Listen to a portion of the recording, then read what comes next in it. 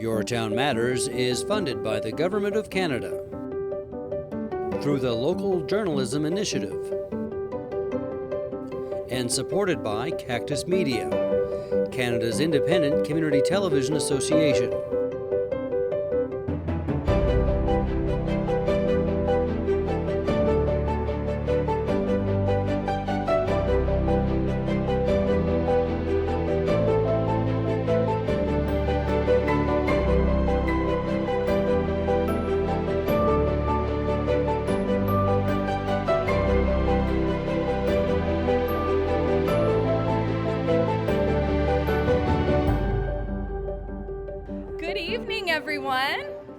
Welcome and thank you all so much for being here. I know it's chilly and probably didn't feel very good to leave your warm homes to come out, so we're very grateful to everyone for being here.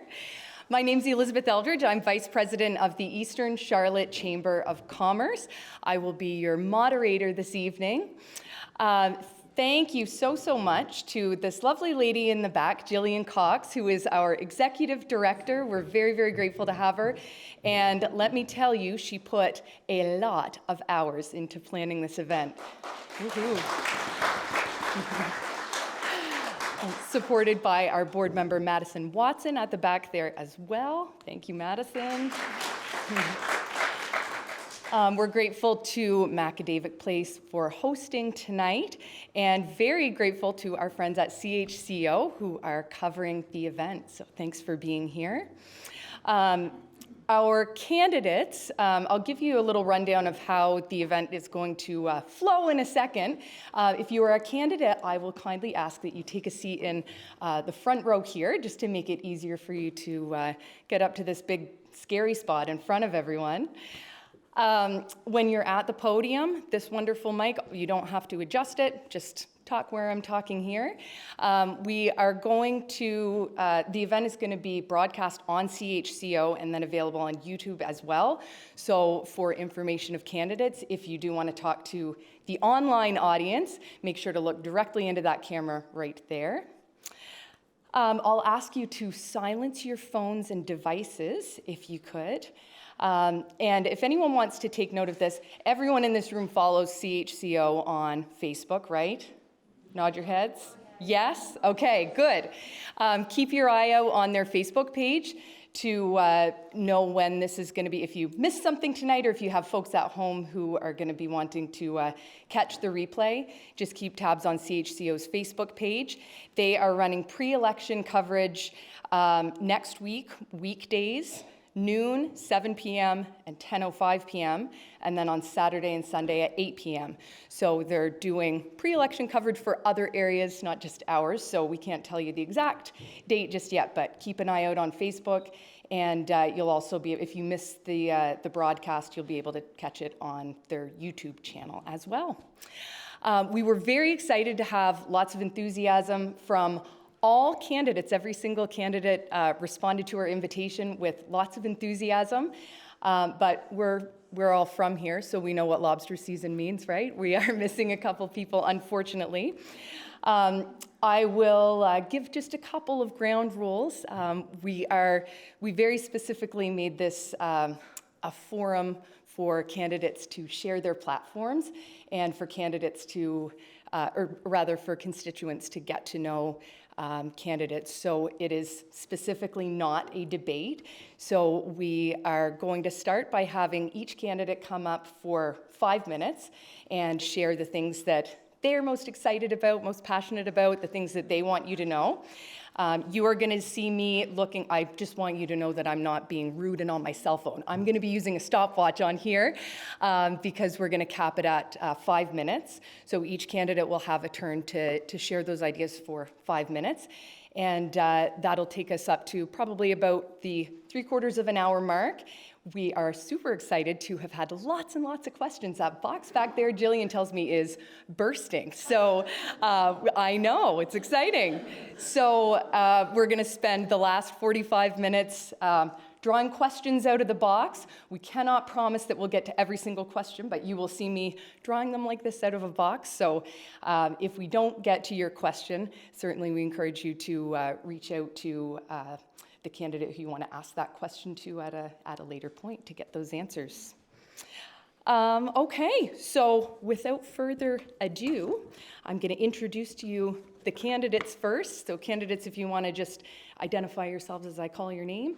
For councillors at large, we have 2 to elect. So we have Bruce Jackson, we have Brenda Allison, we have David Hatt, who I believe is out on the open sea right now, who I know is sad to be missing it. Romy Hoof, Lisa McKay, Dale Shaw, I believe we're missing, but those are our at-large candidates. For Ward 2, 1 to elect, we have Logan Cook here tonight, and Michael Thompson, also out in the cold water, I believe. And for Ward 3, 1 to elect, we have Alexa Dedorakis, Joan Makrowski, and Sam Rubin. All right, without further ado, this is why no one likes to sit in the closest seat. Can I pick on you first, Bruce? Would you like to come up and share your thoughts? Thank you so much. Glad to have you here. Okay, I'm going to cover quite a bit in 5 minutes. So first of all, I'd like to give my thanks to Jillian Cox and the Eastern Charlotte Chamber of Commerce for putting this event on. It's much appreciated with the large area we have of Eastern Charlotte and over 5,500 voters. Is a challenge to reach out to everyone. What I'm going to touch on a bit is my background, why I'm running, and what I see as some of our issues or needs. My background, first of all, I've been a lifelong resident of Eastern Charlotte. The majority of I spent in St. George. The last 8 years, my wife Carol and I have lived at Utopia. My work background, my first employment was observing pulp and paper in St. John, where I spent 2 years in the late 60s. The next 35 years I spent with the Government of Canada working at a Black's Harbour. I've held a variety of laboratory, regulatory, supervisory, and management team positions. Upon my retirement, I was the area supervisor for the Canadian Food Inspection Agency in southwestern New Brunswick. And following retirement, I spent 10 years on the St. George Council, 2 terms of which were as deputy mayor. I've done quite a bit of volunteering through the years. I've been a member of the St. George and Area Kinsman Club, the St. George and Area Heritage Association, the Charlotte County Archives, the 2010 Eastern Charlotte Flood Relief Committee, and currently I'm the secretary of the Lake Utopia Preservation Association. I find volunteer roles rewarding, but at the same time challenging. It makes one realize how many needs we have in our area and how limited the people and resources are to fill those needs. And I think particularly of the flood in 2010 and the Eastern Charlotte flood relief. It was an emotional time, so many people had lost so much, but through the teamwork of all of Eastern Charlotte County, we hauled together for a common need. Now, moving along into why am I running for council, I guess the quick answer is for Carolyn and I, Eastern Charlotte is our forever home. I want to give back to the community. I've lived, worked, and enjoyed the life benefits of what Charlotte County has to offer, whether it be village, town, or an LSD area. I understand the rewards and the challenges of living here. And through my life, I had experienced the needs of youth, school years, finding a job, raising a family, building a home, and now I'm in my senior life.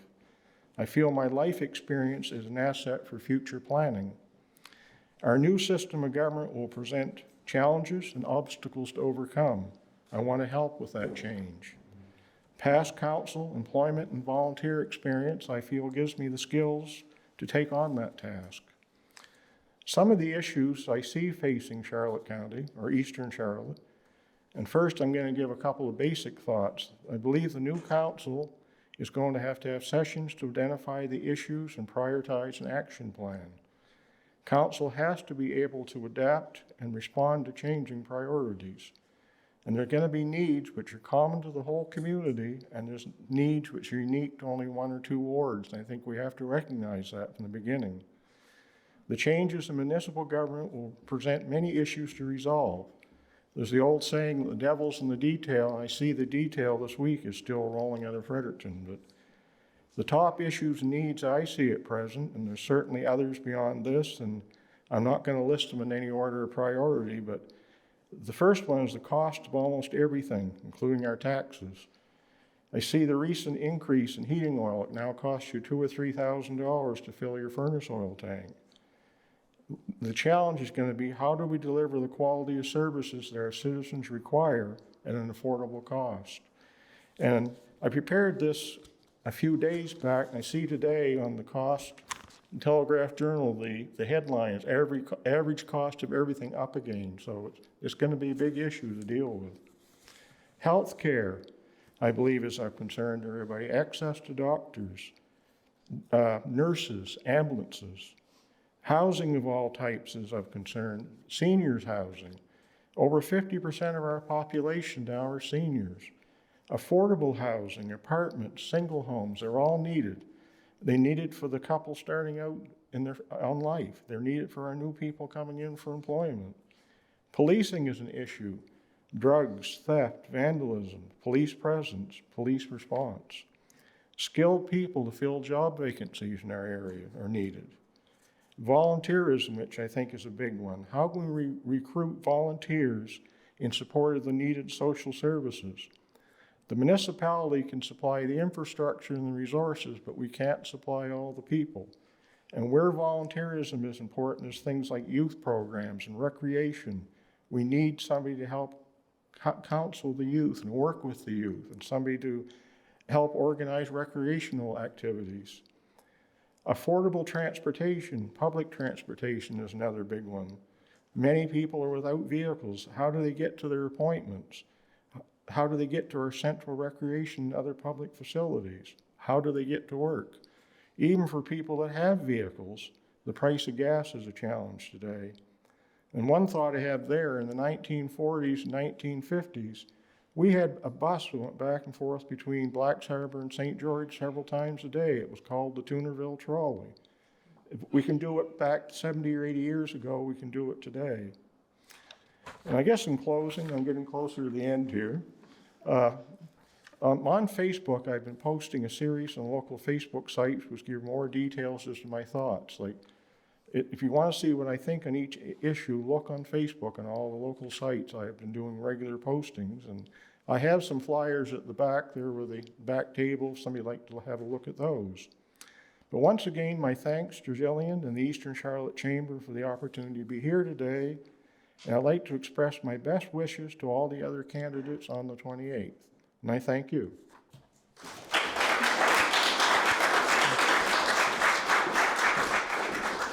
Oh, what a wonderful start. Thank you so much, Bruce.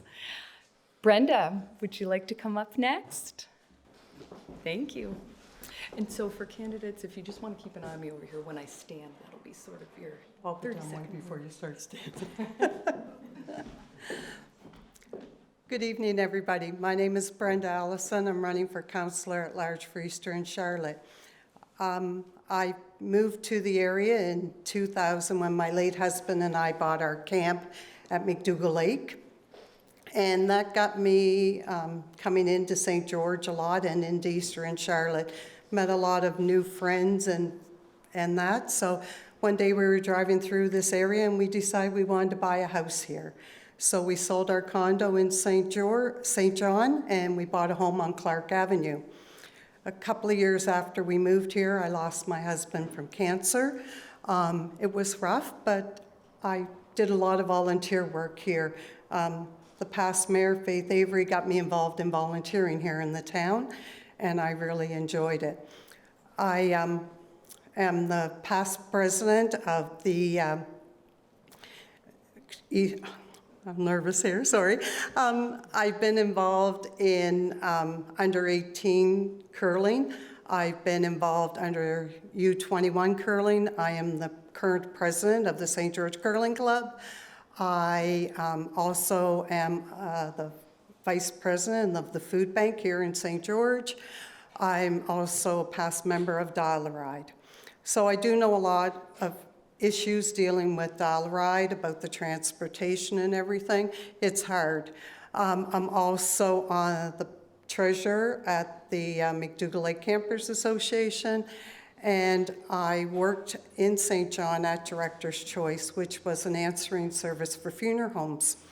So when I moved here, I went to work at Utopia Convenience in Utopia, and then I went to work at Granite Town Farms, and then also I am part-time worker at the St. George Funeral Home, and I am what's called a funeral director assistant. I became on council in 2018, and it was a rewarding experience getting on. When you first come to council, you think, oh, I can get everything done in a month. Like, you know, I can do this for you, no problem. I ended up having to go and apologize to people because I couldn't do it. And some of the residents were very happy with that because not a lot of people, they said, would admit they were wrong. And a lot of my issues that I love to work on and help people is transportation. We have a really issue here in Eastern Charlotte with transportation, housing. We have a lot of vacant land that is Crown land. I'd love to see the province give back to us, to the municipality, to Eastern Charlotte, to able to help us build housing for seniors, low-income housing, affordable housing for everybody. Also, tourism. Our tourism really needs to be built up. We have beautiful sceneries here in Eastern Charlotte that we could get out there to people. And, you know, we got to get it out there. We got to get Eastern Charlotte moving.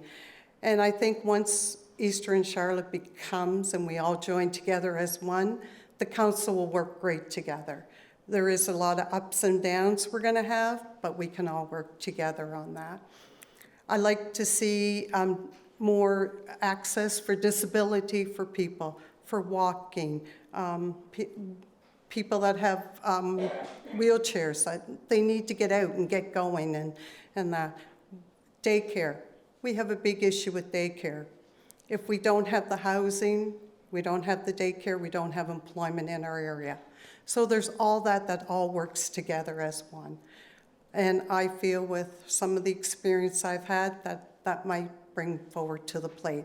I'd like to thank Jillian and her crew for putting this on this evening. Thank you.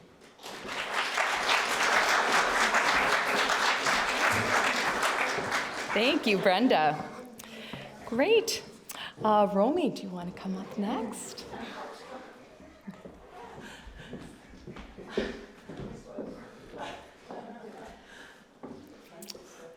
So my name is Romy Hoof, and I've lived here since I was a teenager, but I went away for about 25, 30 years, and I went and lived in British Columbia, Victoria, British Columbia, and Calgary, Alberta. And I think one of the things that I'll be bringing to the table is that I've seen a lot of other cities struggling with all these same issues, because these same issues of homelessness or housing for poor, transportation for people who are marginalized, all those issues, they're not unique to Eastern Charlotte. In fact, these are maybe getting more unique to Eastern Charlotte, but they've been around for a very long time, and it's a global phenomenon in any developed country that we're seeing the disparity between people who do have a government job and make money versus somebody who's making minimum wage, and there's no way they can rent an apartment on their own. They're going to have to double up, triple up, that kind of thing. You see it happening in Toronto all the time. You see it in all the cities. Who can afford to buy a house in Toronto, right? It's craziness. They all come here and retire. We can't go there and buy a house. We can't go there and start up. So I think the issues are old. The issues have always been around, and I think looking at how some of these more progressive cities like Victoria and Vancouver and Toronto and Calgary have been dealing with them. So I've seen a lot of things that work, and Calgary is one that I really saw a lot. I worked with the Arusha Center, which was a social justice society, and they were doing a lot of things in small neighborhoods. They were doing potlucks where people would come together and sell whatever they had to sell, right? You didn't have to be a fancy crafter or a vendor, but they were just offering, letting people have an opportunity to offer something, anything, so that you felt that you were involved in the community, you felt like you were were a part of the community. You didn't have to offer lots. Maybe you just made something out of little twigs and stuff, but everybody was allowed to come. They could offer, feel valued, feel appreciated, and that really worked. And Calgary was also a place that started car sharing, which seems to work really well. They even have their own money. They have the Calgary dollar, and all kinds of businesses will take it, even in rent and stuff. So they were doing all kinds of really innovative stuff. But at the core of it was a bunch of people who were very concerned that everybody felt that they were a part of the community. So one of the things I would really like to do, and it's been a project of mine thinking through and on the go for a long time, is networking our neighbors. So this to me means that a system where people do get to meet each other, because it's really hard to meet people, right? Like, I'm pretty shy and I keep to myself. We're all living rural. So sometimes it's hard for people who've been here all their lives and who are related to people, you know, then maybe it's a little easier. But for me, it's always been a real challenge to get to know people. So I would like to start with that in terms of, I would like to try to work out a network of systems. Everybody who's part of a community, everybody who's part of a little mini micro organization, if you're part of the quilters, if you're part of farming people, if you're part of fishing people, to start, you know, self-assembling and self-addressing and say, Romy, I have a community of 10 or 15 people. We call ourselves this and that. We're the Mascarene Shore crowd. We're the Farm of Latopia crowd, whatever it is, and identify and give me contact information, and then you come to me with, these are the things we'd like to see happen in our community. These are the concerns that we have in our community. This is what we have to offer Eastern Charlotte, so that they are also not just saying we want, but we have this to offer. We could be opening up a petting zoo. We could be opening up a little mini micro craft market, and start bringing it together that way. Like, to me, it's like a real grassroots thing, but I think this is maybe the way for us to meet each other, get to know each other a little bit better, maybe build some resilience and some bonds amongst each other. Okay, how do you deal with low-income housing? Well, the other cities have been doing these little garden suites and allowing people to make basement suites. You got extra room, you know, okay, you can rent out a room. It's okay now. We're not going to penalize you for it, right? So it starts small. It starts with people who have big houses with extra rooms or a shed they could fix up. There's lots of ways to start. Until, you know, I know the government's giving out funding for bigger projects and stuff, and that's great, and then that's relying on the government again. Part of the problem we're going to face as a council and mayor and stuff is that there's a lot of people from a lot of small areas. Everybody's got their own agenda. You know, it's going to be hard to get people to agree and compromise and say, look, okay, we got to come up with a short list. We also have to come up with a budget that is sustainable, right? In 2023, according to the white paper, we're going to be audited in 2025. By 2023, we have to have a budget in place per government regulations and specifications, because the government is telling us exactly what standards we have to apply and follow, and we have to come up with that budget, and that's going to be our number one task du jour as a council, right, is come up with that budget, because by 2025, if we're not sustainable, we're fined.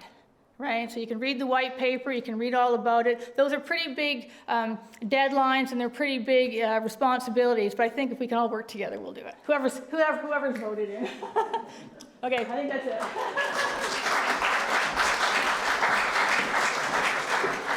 Wonderful, thank you, Romy.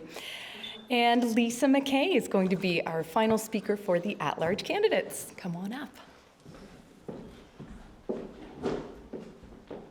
Good evening. My name is Lisa McKay. I am a lifer for Eastern Charlotte. I will never move. I love it here. This is my home. It's where I grew up. I grew up in Back Bay.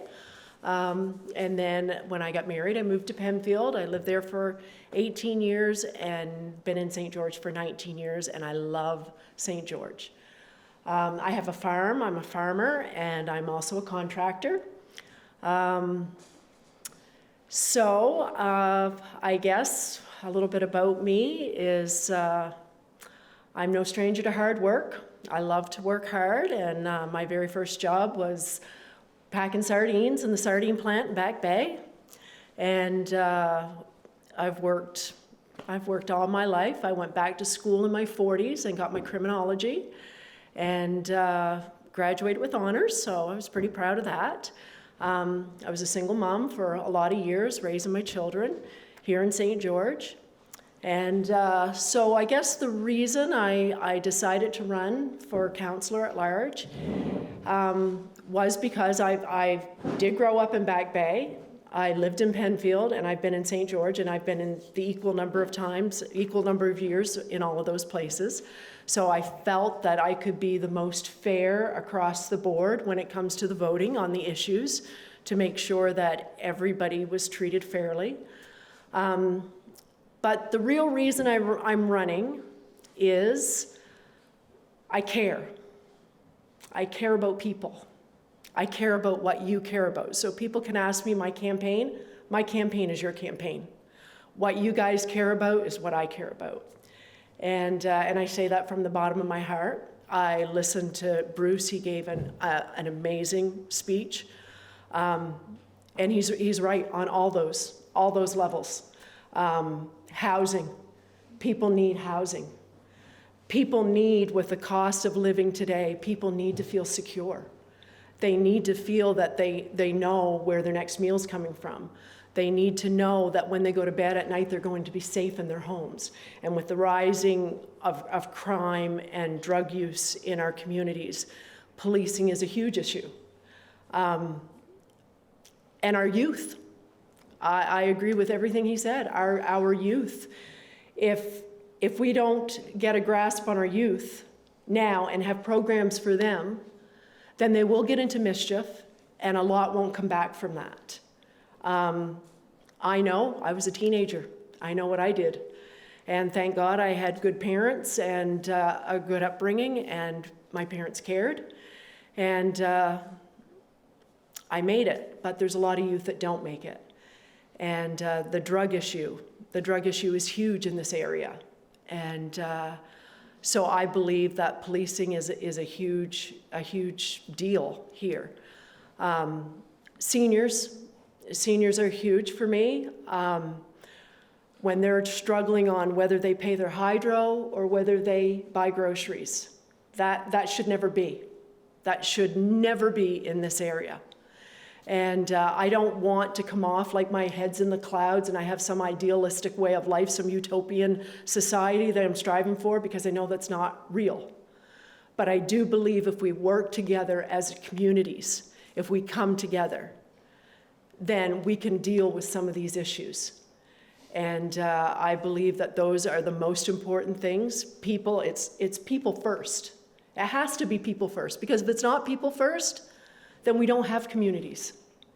So it has to be people first. And I'm not opposed to growth.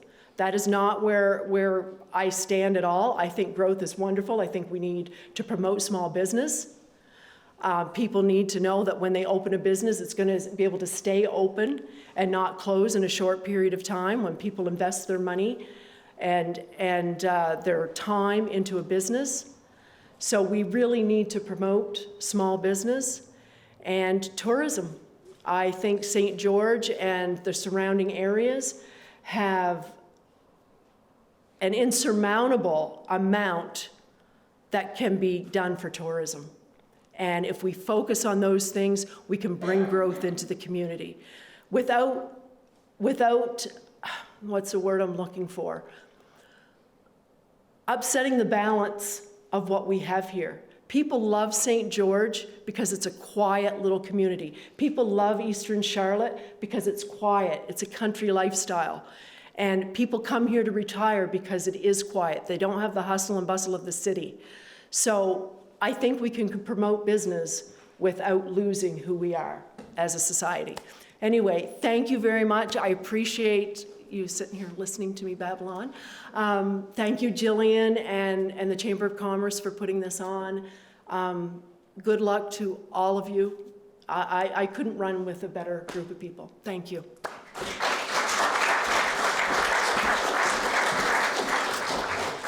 Boy, it's hard to stand up at that 5-minute mark. It's wonderful to hear everyone's excitement. This is great.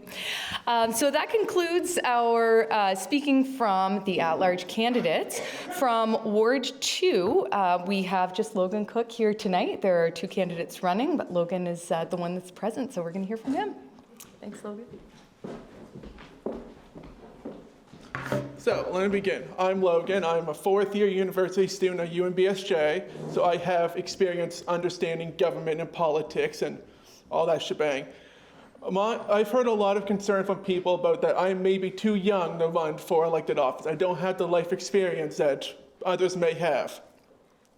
To that I say we need young people on council. We need young people in our government to bring these ideas that young people have, that we need a generational change in our government. We need young people like me to run. My 3 concerns are housing, infrastructure, and mental health access. Housing. We don't have enough housing in Eastern Charlotte County. We don't.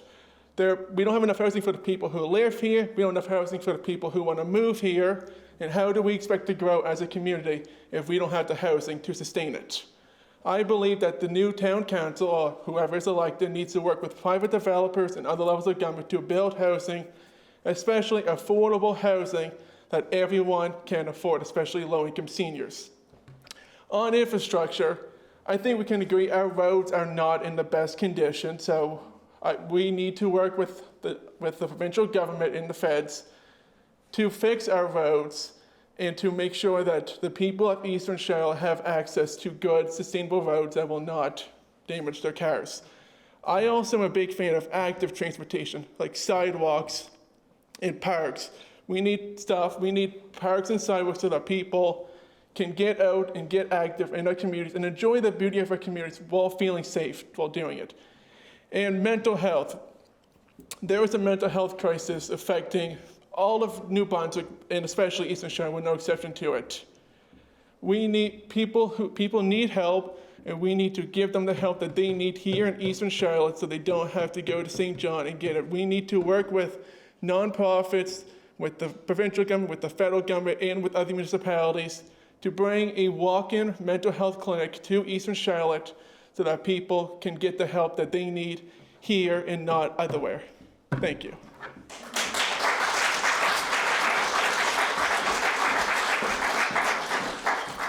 Wonderful. Thank you, Logan. So for Ward 3, we have 1 candidate to elect. We have all 3 of them here tonight. So Alexa Dedorakis is going to kick us off.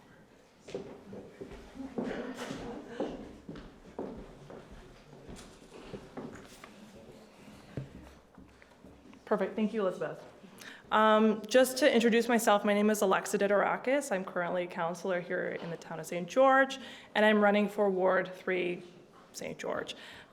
Just a little bit about myself. I've always had a passion for the community. I have volunteered for several nonprofits, and I currently sit on 2 boards, the Funding Community Foundation and Charlotte County Adult Learning.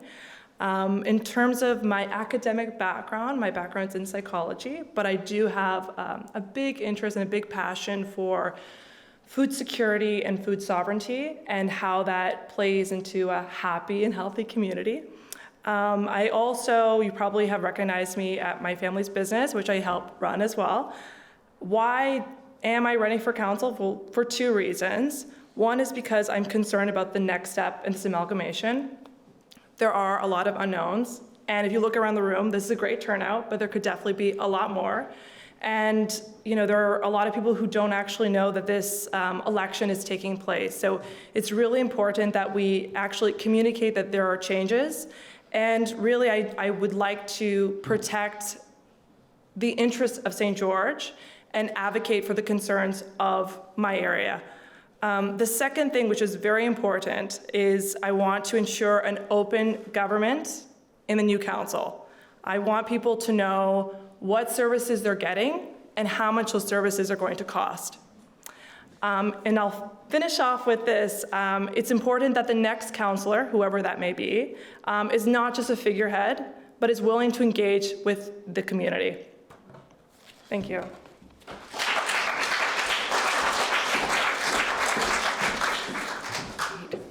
Thank you, Alexa. Joan Mikrowski is going to come up next.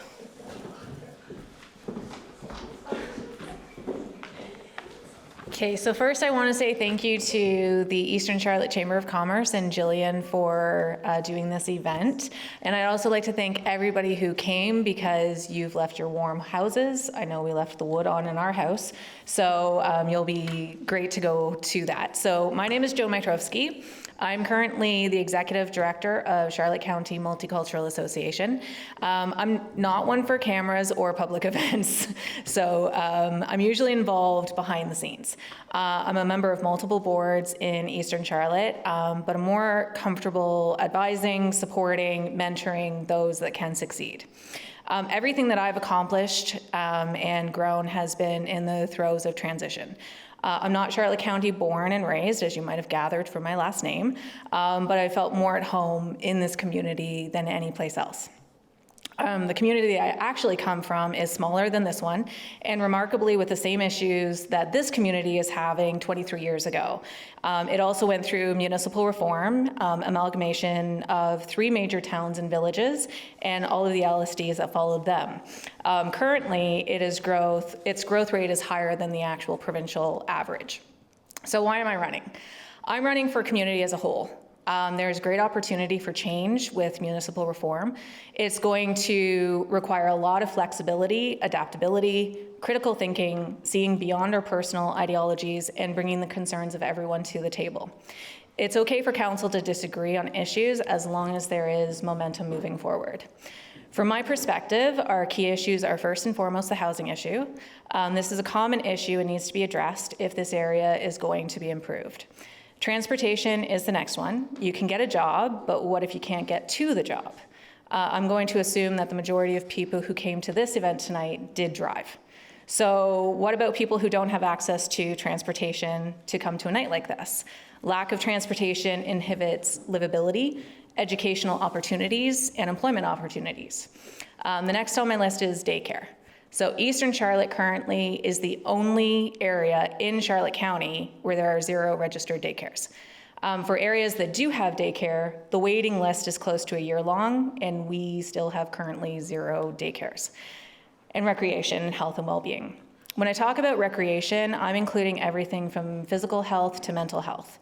During my campaigning, I said that I feel youth don't have recreational opportunities, and they don't. If you do know of them, please tell me, because I host international students every year, and I can't think of a single place where youth can go that is wholesome, safe, and allows them to be creative or athletic, or sit with a book, or make TikTok videos, if that is still the trend.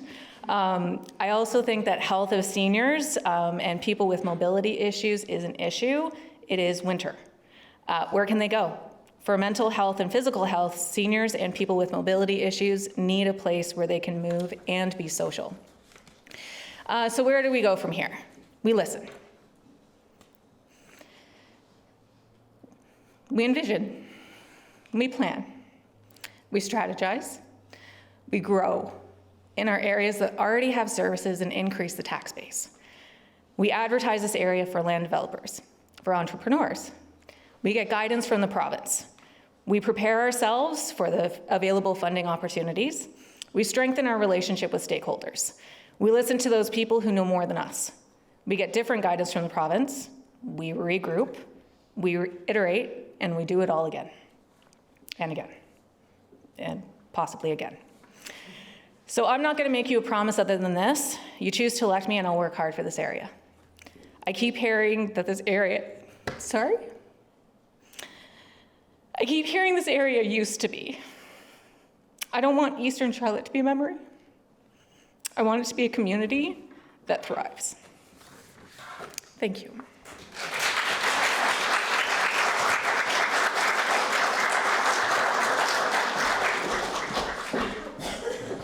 Thank you, Joan.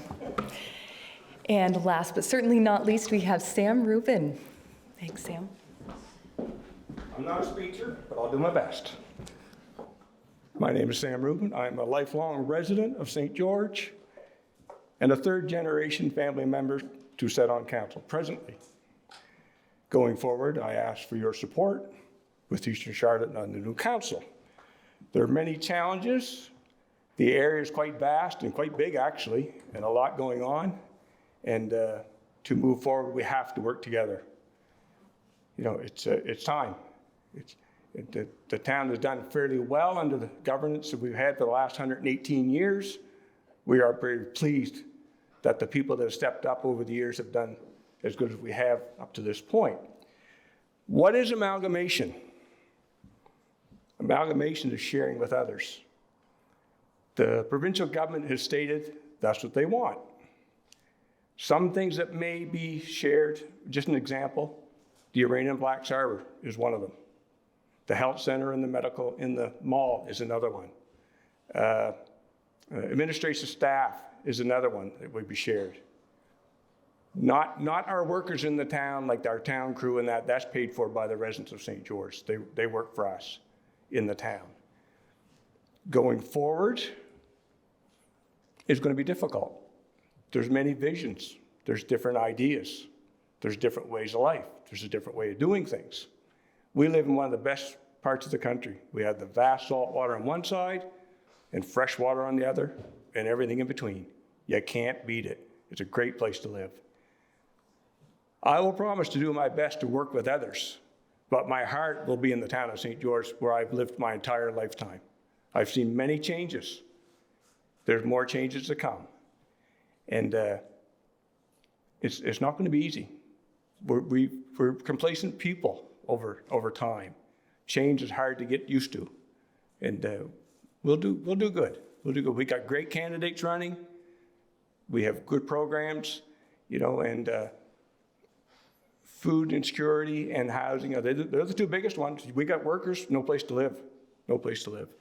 And three-tier government, federal, provincial, and local, I think we can do well. It'll take time.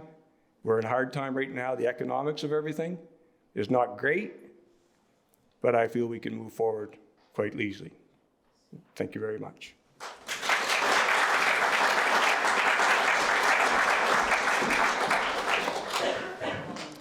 Thank you, Sam. Thank you to all of our candidates. I could stay here till midnight listening to all of you. We live in an awesome place and really, really fantastic to hear everybody's passion for the area and everybody's great ideas. So a round of applause for our candidates, please. Well, there's not much in my life that I'm on time for, but we are right on time for our next portion. And that's because of candidates, not because of me. But we're going to move into the question portion. So we've got that bursting box that I mentioned right behind me. So how this is going to work for candidates, you don't have to come up with an answer for every question that I pull out. So just in being mindful of time, if the question is something you feel you've already answered in what you just spoke up here, don't feel obligated to come up to the podium.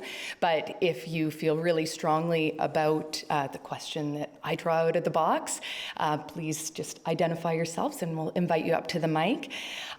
So we're going to have a 2-minute cap for responses to questions. And just another friendly reminder that it won't be debate, so I'll ask you to just stick with sharing your own ideas and your own response to the question as opposed to commenting on what other candidates might answer with. Sound good? All right. Drum roll, please. Okay. Oh my gosh, there are a lot of questions in here. Okay.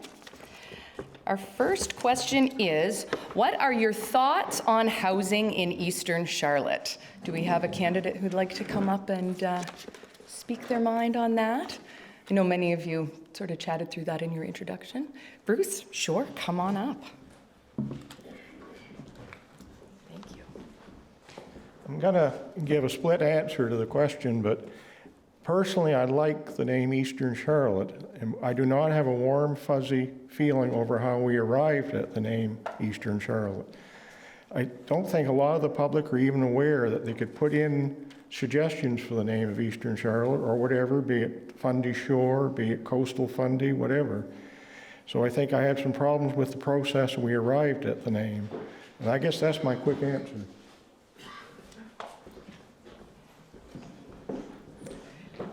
Thank you, Bruce. Okay.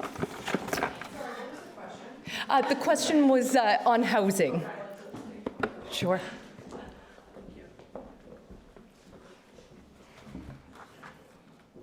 So there's no question that there's a need for housing in our area, and it's important to note, as Romney actually mentioned, this is not an issue that's just exclusive to Eastern Charlotte. It is happening across the nation.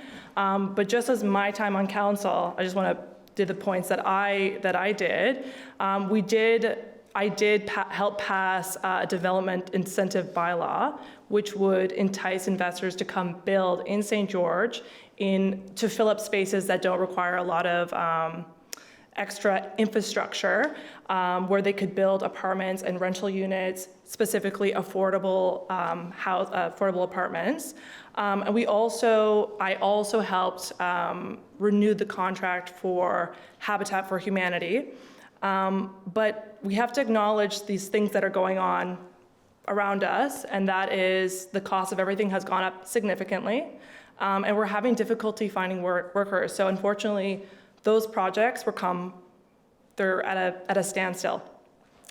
But in terms of like what we can do, I think that one of the solutions that we can do is when we apply to build things, we have to pay for permits. And also, as taxpayers in the town of St. George, we also pay for the services of the Regional Service Commission. So on the new council, or as a council person, we should look at reducing those costs, so that way it will be easier for developers to actually build houses.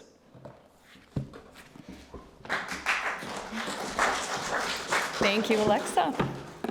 Okay, our next question. In your opinion, what is our area's biggest pain point, and how do you plan to address it? Biggest pain point. P-A-I-N, biggest pain point. Or not to paraphrase someone who I don't know, but challenge to overcome, maybe what they mean. Any counselor going once, twice? Logan, come on up. I think the biggest pain point, once again, is housing. How do we expect to keep the people who live here and to entice people to move here if they don't have any place to live? How do we expect our seniors who are in the golden days of their lives to live a good rest of their life if they don't have a place that is affordable for them to live in?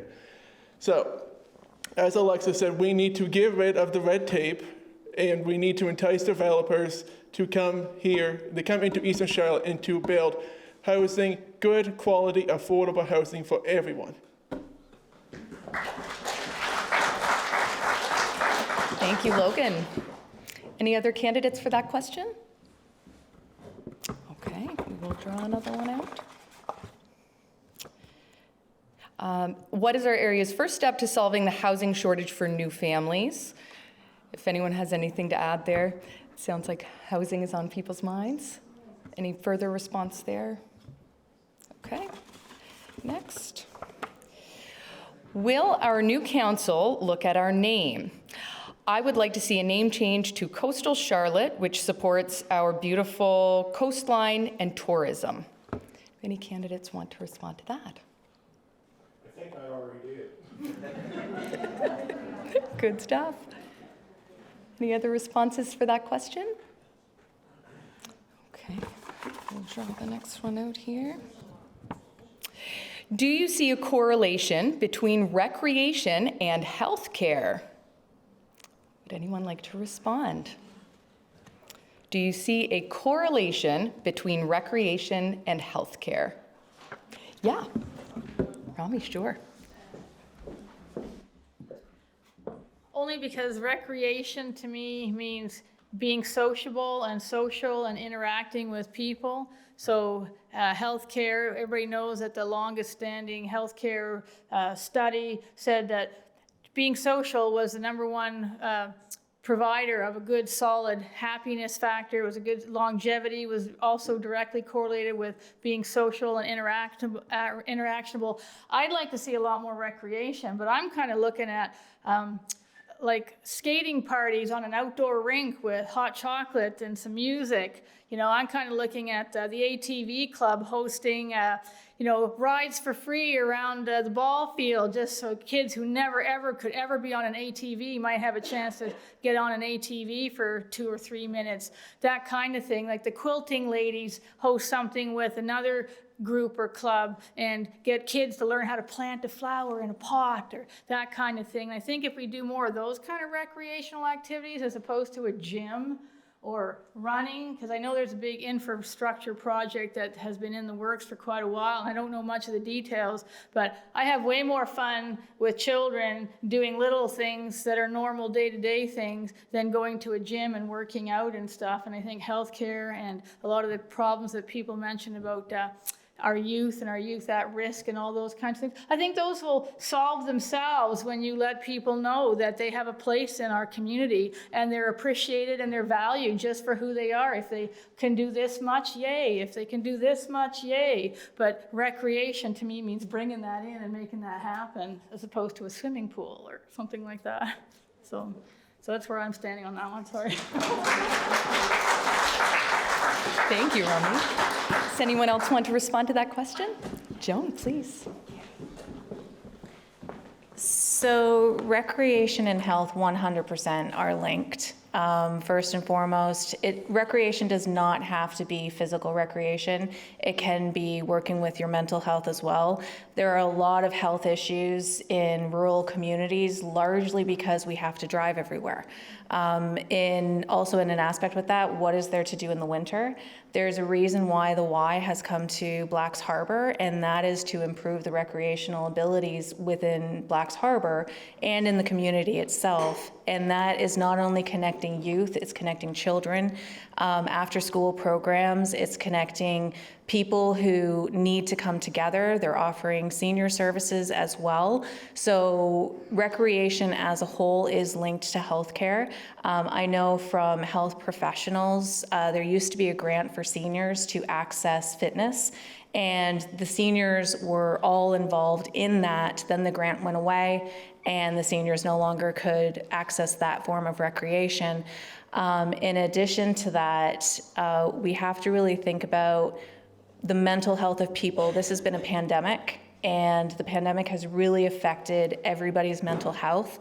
And recreation, it doesn't have to be physical recreation, true. But right now, if you do want physical recreation, you have to travel either 50 kilometers in one direction or 75 kilometers in the other direction. So there is still a need in this area, and I can also talk on the newcomer front that a lot of the reasons why people do leave is because there isn't any form of recreation. Thank you, Joan. Alexa. Sure. Okay, I don't think in terms for the topic, the question was about the link between recreation and health. I don't think that there's a single person on this board that doesn't acknowledge that there is in fact a relationship between the two. I'd like to note that in the past, I did support this initiative for a multi-use center, actually using this building. And then we had a public hearing, and then I heard from the public and what they felt about that. And I need to bring this up. It's a bit, I'm digressing, but I think it's very important to bring this up because everyone agrees that recreation is important, but the issue is the cost of actually making that happen. And that's what I heard at this hearing was, you know, how much is it going to cost to actually build this? What's the cost to actually maintain it? What is the revenue that's actually going to be generated? So I don't think yes, of course, recreation is important. It's just the next question that we should ask is, how can we afford to do this? And do we have the funds to do this? With my past experience in terms of supporting recreation, in my short period that I've been on here for 18 months, I supported the Pickleball Association, the St. George Elementary School playground, and we also helped do senior fitness classes here at the Magaguadavic Place. So, thank you. Thanks, Erica. Any other councillors wish to respond to that question? Okay, we'll go for our next one. The SRC approved, as part of the Recreation Master Plan, a 2-cent cost-sharing levy. How do you see these funds being used in Eastern Charlotte? Does anyone wish to respond? I'll repeat the question. The SRC approved, as part of the Recreation Master Plan, a 2-cent cost-sharing levy. How do you see these funds being used in Eastern Charlotte? Okay, we will move on to another question. How do you plan to encourage growth in our area? For example, how do you plan to entice businesses to start up or move to the area and put down roots? Would anyone like to respond? How do you plan to encourage growth in our area? For example, how do you plan to entice businesses to start up, or move to the area and put down roots? Alexa. I would say that the first thing that you would do, instead of like focusing on this, yes, we absolutely need to entice businesses to come here and entice new people to come here. But what we should be doing right now is focusing on who's here right now and trying to meet those services that they need. So that's what I'm saying. Thanks, Alexa. Joan. Okay, Joan. I think one thing that we really have to focus on as well is our succession planning. So there are going to be a lot of seniors who are moving out of their jobs, and we need to have succession planning in place, because without that, we're going to be losing our plumbers and our electricians. And if anybody has done any sort of renovations or construction, it's already hard to find plumbers and electricians. So we need to be looking at our succession planning, and then we can be looking at bringing people in, the housing issue, and then bringing in entrepreneurs, because you need people to be able to access those services in order to bring in entrepreneurs. Thank you, Joan. Anyone else wish to respond to that question? Romy. Just really briefly, like, if you want more businesses to come and you want our currently existing businesses to thrive better than they are, then more population, more use of services, getting people to know who's local and to use local services, as opposed to always going out to St. John or going to somewhere else. So I think that awareness, again, is going to be a lot of that. So if you have a nice community and you've got a good workforce, then other businesses may be willing to come. But if people know that you support local industry and local businesses, then that will speak for itself. And then people know, I'm going to move to this area because people support local and they shop local and they do things local. And it's a really strong community. So I think that being more locally mindseted in terms of our shopping and getting contractors and people and using the guy next door will help a lot with that. Small steps. Thank you. Anyone else for that question? Okay, we'll move on. What role does recreation play in the recruitment and retention of new residents? Anyone have anything to add? We've sort of, okay. If a decision is made by the new SRC, which stands for Regional Service Commission, can this be overruled by the next level of government? If a decision is made by the new RSC, Regional Service Commission, can this be overruled by the next level of government? Does anyone wish to speak to that? I'm not sure that's what was on the card. Maybe it's a test question. How well do you know this new structure? Maybe. Okay, we'll move on. Okay. Concerns. Hopefully our newly elected council will help our rural communities with our poor cell and internet services. Will this be given some consideration? Does anyone want to speak to that? Cell phone and internet services. Logan, come on up.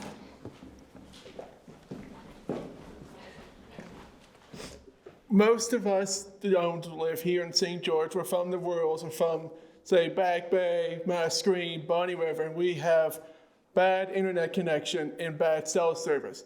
I think the council needs to work with the provincial and federal government to secure funding to bring in better like internet service. Like the government currently has an initiative that will help people get the new Elon Musk project Starlink, which is good, reliable internet for our rural communities. Regarding cell service, we need to work with the government and the private companies, especially Bell and Rogers, to increase the amount of cell towers we have and to bring better cell service into our rural communities. Thank you, Logan.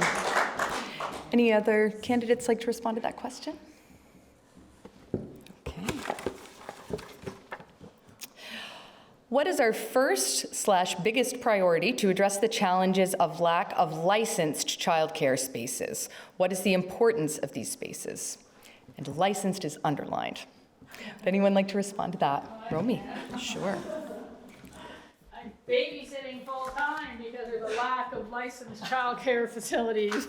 I couldn't even get one in St. John, right? I'm on a wait list for everyone in St. John, and the ones that are here, you don't even get a subsidy if it's not licensed. You can't just get a subsidy from the government to pay some neighbor down the street to watch your grandchildren, right? So I think that it's just an awareness thing as well. If there's young women who are aware that there's a opportunity for a business, they just need their, child care certificate or whatever, then you're going to see that happen as people are made more aware that there's a wait list for everybody to get child care, right? I think that wouldn't even take that long. It's a one-year program, a little bit of advertising, a little bit of organization with the council members to promote that, right? I think that would be a really good thing to do because I'm waiting to get relieved. Thank you, Romy. Any other candidates? Sam?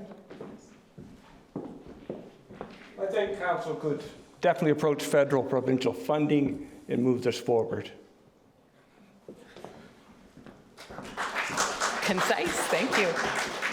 Any other candidates for that question? Alexa?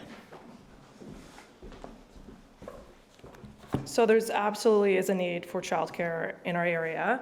And we actually I supported free land to be given to a licensed daycare facility on J.O. Spinney Drive, just down, like literally on this property.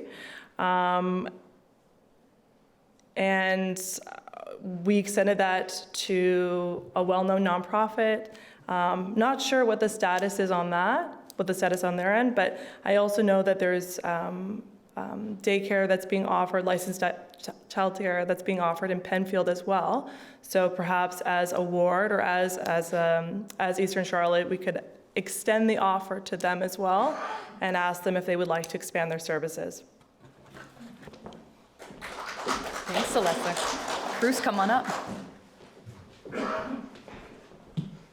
The way this time I've heard the question correctly, I'm going to answer hopefully the right question, but child care service, I think I'm going to interlock it with something else.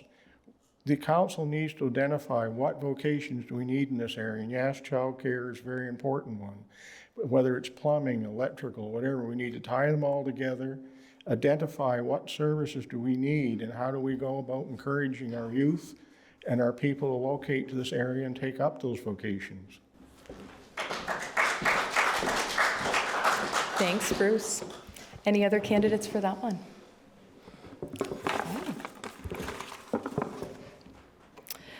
What will your main focus in Ward 2 or 3,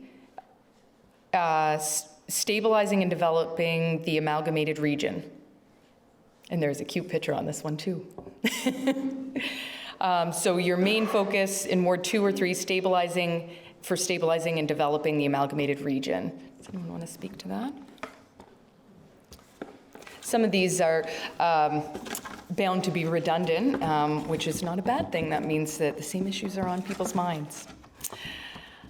What plans do you have to help the homeless in our area and or provide low-cost housing? Any councillors for that one? Okay. Oh, this is a lovely question. What do you cherish most about this community? Would anyone like to speak to that? Are you sure?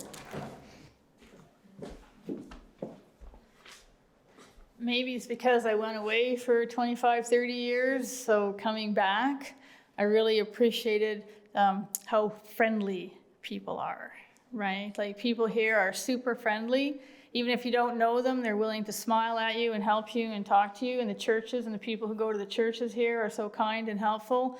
So lots of times they'll tell you in a big city, you don't even know your neighbors, right? You won't know the people in the apartment building next door, but in Eastern Charlotte and Charlotte County, you probably know your neighbors, right? Whether you want to or not, right? You know people, and you get to know people. I'd like to know people better. I feel like I don't do enough, and I don't know people enough. Being a teacher was really great, and I got to know people through my teaching the digital literacy, but I would like to know lots more people. I'd like to know lots more people, and I'd like you to know me better too. So, but yeah, everybody's pretty cool around here. Thank you, Romy. Everybody is pretty cool around here. Would anyone else like to speak to that? Joan. I think it's pretty evident since I started crying on how much I cherish this community. So this is actually the first time in my life that I've experienced community. So both in my personal life and in my professional life. Without the generosity of this community, our events would never have gone off and been so successful. The amount of people I see volunteering their time and being on volunteer boards, I have never seen that in my entire life before. The amount of neighborly love and communication and spirit that everybody has is absolutely positively amazing. And I honestly couldn't be prouder of this area if I tried. Thanks, Joan. Anyone else?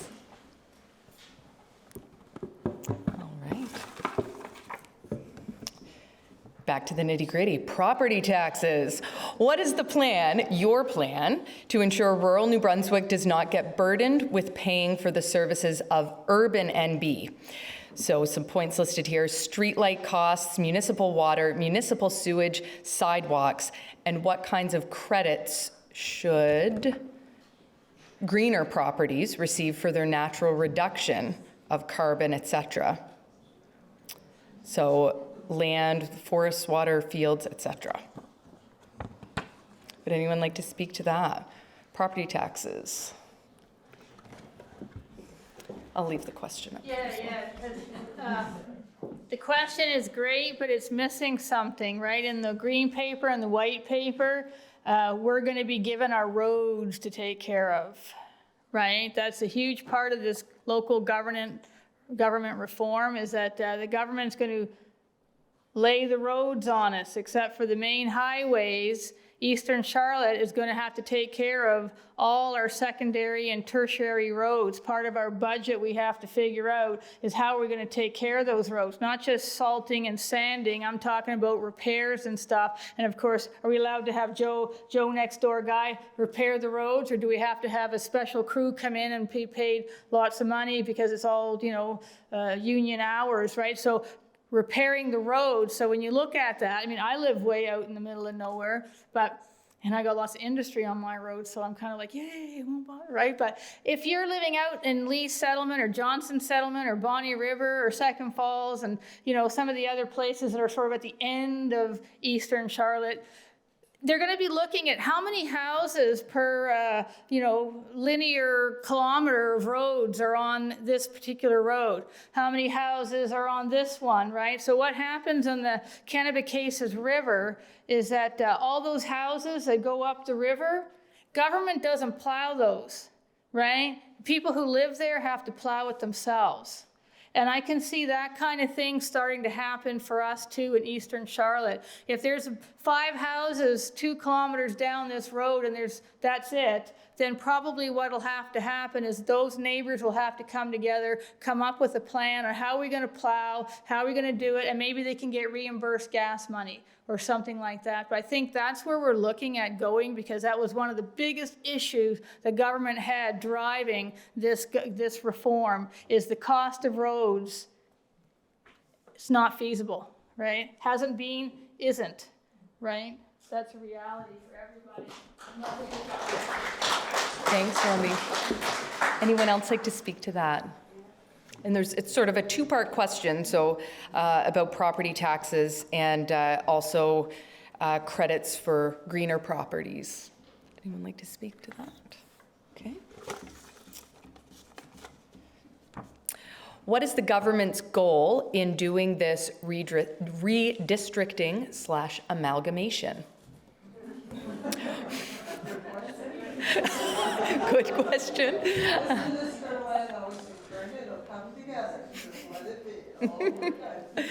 Would anyone like to answer that question? The government's goal in doing this redistricting amalgamation? What their goal is to do this, the result? The amalgamation of the LSDs, yeah. I can respond to it, but it's almost like what I said before, right? This is how much money we have to work with, people. Figure it out. Stop asking us for money.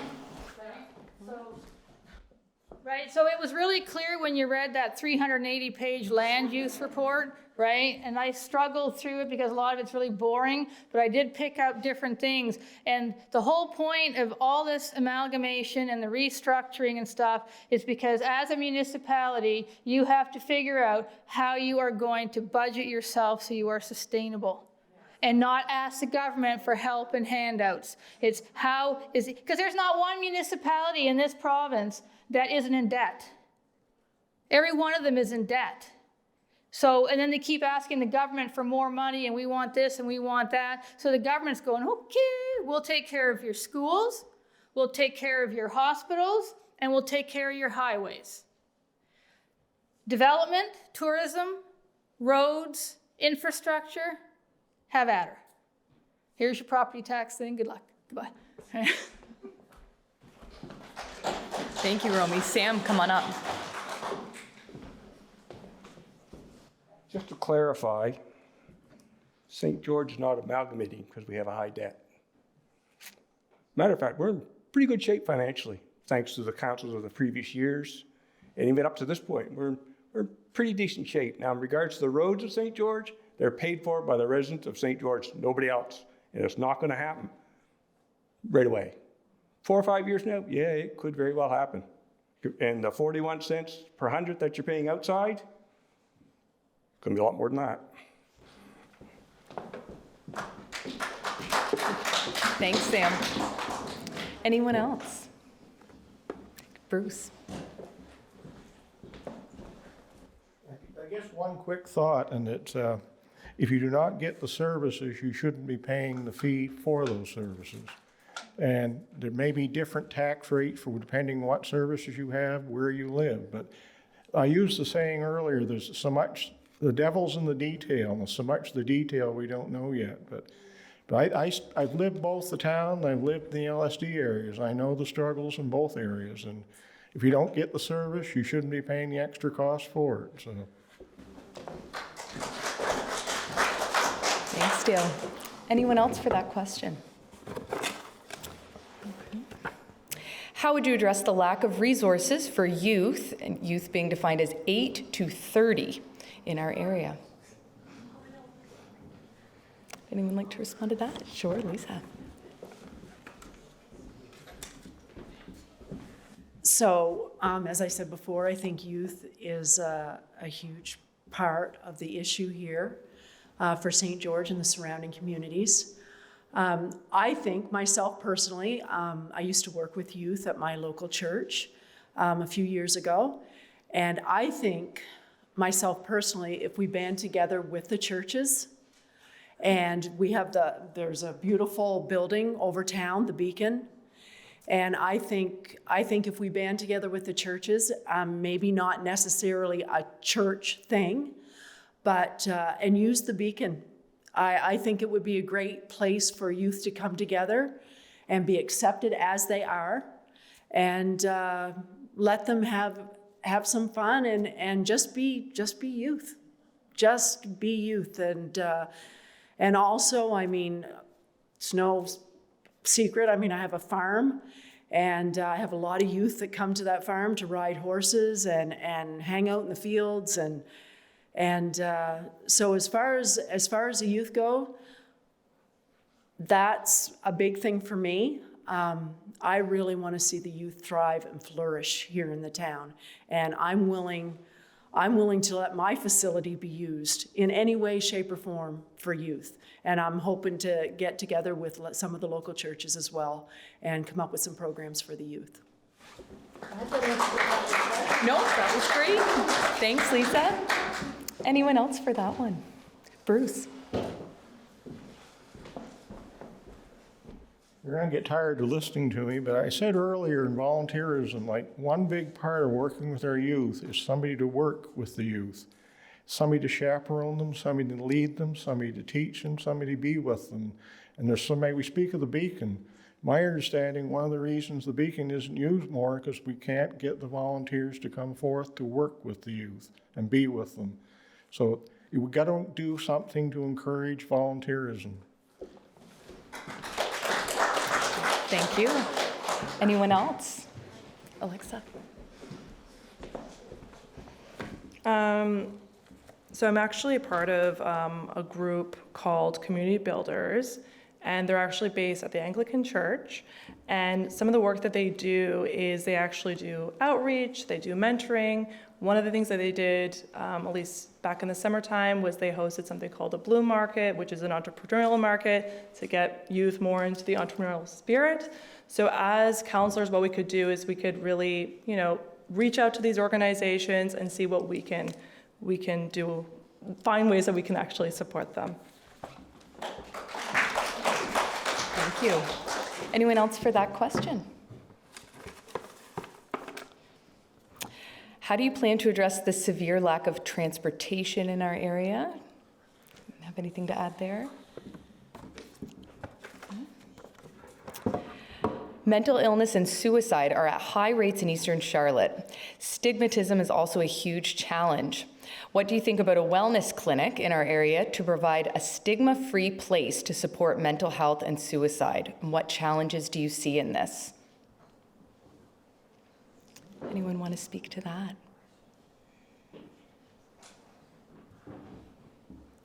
Okay.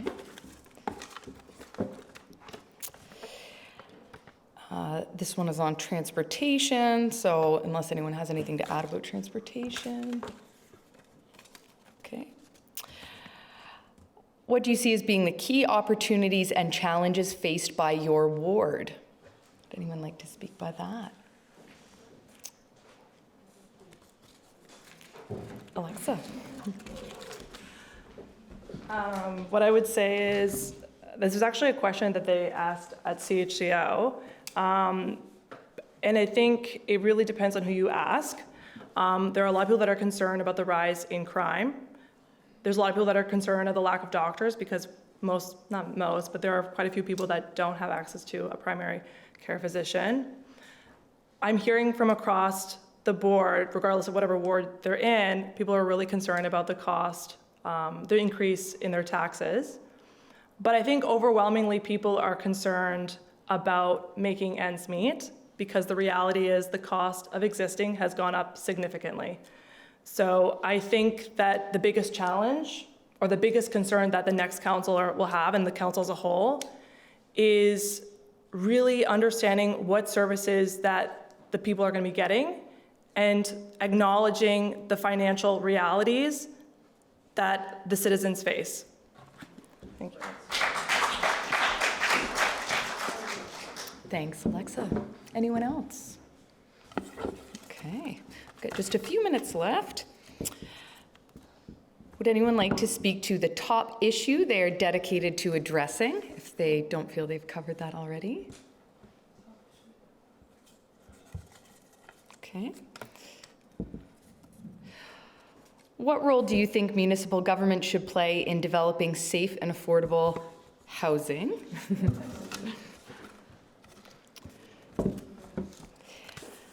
How do you think we can make our community better for children and youth? So to be clear, we have, these were sort of pre-arranged questions. We've gotten through all of the questions that you all here put in the box. We'll just make sure we've kind of covered everything. How would you, as an elected official, ensure that the health of citizens is considered in future zoning, planning, and development decisions? I'd like to speak to that. Summarize your position on maintaining a balance between environmental sustainability and economic development. Your position on maintaining a balance between environmental sustainability and economic development. Any takers? I see some wheels turning. Romy, go for it. So I ran for the Green Party a few elections before because I'm definitely an advocate for keeping nature healthy. Right? I don't think you're going to have healthy residents if you don't have a healthy environment. So I've lived in a lot of different places over the years, and I've lived in industrial parks even. In Victoria, I lived in an industrial park. So I can tell you that you can make a home anywhere, and you can make a home with very little. I've always been on the very low end of the income bracket. I've done without most of my life. It's just the way I am. I like to live that way. But I don't want to see the environment sacrificed. So we were all supposed to put in land use plans or land management plans. So I know Fundy Bay did as well. So if there's a ward that has not had an opportunity yet to put in a land use plan, then one of the things that the new council will be doing is be getting them on board to do that, right? And they'll have to designate what areas they feel can be developed that will not impact the residents and will not impact the environment specifically. I mean, the government has all these rules about, if you are going to make a mess, how to clean it up and stuff like that. So we're expecting that any development that occurs, it'll be done within legal limits, right? But it's as each ward, each community will have to say, okay, if you need to develop something, take this chunk of land because nobody really uses it. But leave this chunk of land alone because we really like it. And the birds live here and the deer come here. So it'll be up to each micro community and each ward to come up with that plan and to make sure they stand up for their plan and stand up loud. We did for the Fundy Bay. We went back at the government many times and said, no, change that because we're not going to let anybody develop this piece of land on the ocean kind of thing. So I think that we'll encourage that, right? So. Thank you, Romy. Anyone else for that question? Okay. If you could change one thing in our zoning bylaws, what would it be? If you could change one thing in our zoning bylaws, what would it be? Any takers? Okay. Please share your thoughts on what innovative projects would enhance life in this area. Okay. So I'm going to put out one final call because we do have just a couple minutes left. If anyone has something that they really, really want constituents to know, we'll offer up 2 minutes. Okay, they were great questions, right? So does everyone feel like they know their candidates better than they did when they came in? Yes, good. All right, round of applause to our candidates. Thank you. Beautifully done. It's not easy to answer questions on the fly like that, and boy, everyone did a great job. So advance polls are November 19th and 21st, and election day is? Good, November 28th. Everybody's following CHCO on Facebook, so they can catch the broadcast of this or the replay, or anyone in their home can do that, right? If you want to learn more about the Eastern Charlotte Chamber of Commerce and the wonderful work that our Executive Director, Jillian Cox, does at the back, I know she would absolutely love to talk to you about it. With that, I'll thank you all so very much for coming again. Have a wonderful, safe night, and don't forget to get out there on Election Day. Thanks, everyone.